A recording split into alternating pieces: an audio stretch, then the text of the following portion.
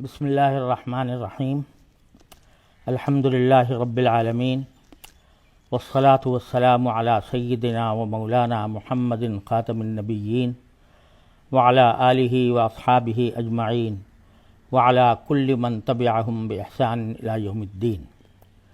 اما بعد، برادران اسلام، میں محمد تقی عثمانی، جامعہ دارالعلوم کراچی کا خادم، آپ سے مخاطب ہوں. آج وبا سے پیدا شدہ موجودہ صورتحال کے حوالے سے علماء کرام اور ائمہ مساجد کا ایک اہم اجلاس آج بروز اتوار 12 اپریل 2020 میں جامعہ دارالعلوم کراچی میں منعقد ہوا. اس اہم اجلاس میں 10 اپریل 2020 کو جمعہ کے دن جامع مسجد حقانی فرنٹیئر کالونی اور اس سے پہلے والے جمعہ 3 اپریل کو جامع مسجد غوثیہ لیاقت آباد میں، نیز کچھ دیگر مساجد میں بھی جو ناخوشگوار واقعات پیش آئے اس پر انتہائی رنج و غم اور تشویش کا اظہار کیا گیا.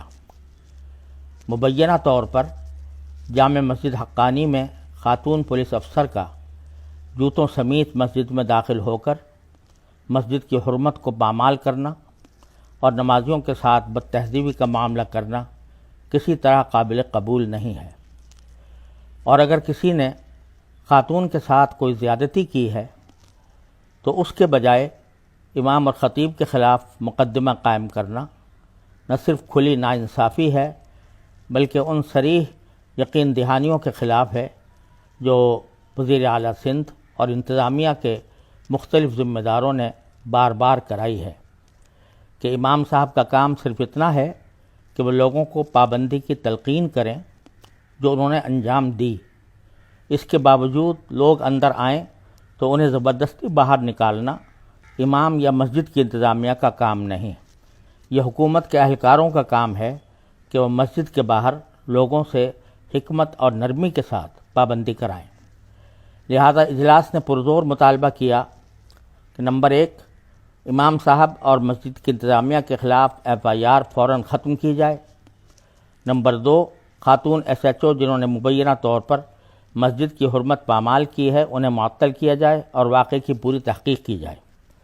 نمبر 3، 27 مارچ 2020 کو جو FIR درج کی گئی ان کے بارے میں وزیر اعلیٰ سندھ اور IG نے جو یقین دہانی کرائی تھی، آج 2 ہفتوں سے زائد گزرنے کے بعد بھی وہ ابھی تک ختم نہیں کی گئیں. ان کو بھی وعدے کے مطابق فوراً واپس لیا جائے.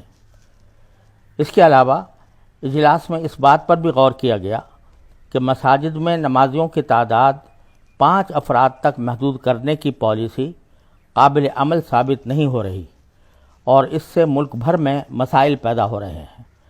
اس لیے اب مساجد کو تعداد کی پابندی کے بغیر کھولنے اور دوسری احتیاطی تدابیر مثلاً صفوں میں فاصلے کی مقدار وغیرہ پر غور کرنے اور آئندہ کا لائحہ عمل طے کرنے کے لیے تنظیمات مدارس دینیہ اور دوسری دینی جماعتوں کا ایک نمائندہ اجتماع بروز منگل 14 اپریل سن 2020 کو جامعہ دارالعلوم کراچی میں منعقد کیا جائے گا، جس میں وبا کی مجموعی صورتحال اور دینی اعتبار سے عوام کی رہنمائی پر بھی غور کیا جائے گا.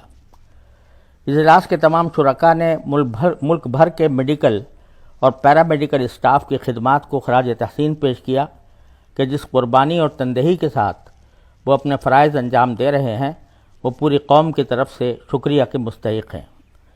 اجلاس کے شرکاء نے عوام سے اپیل کی ہے کہ وہ ان کی اور پوری قوم کی سلامتی کی دعا کریں.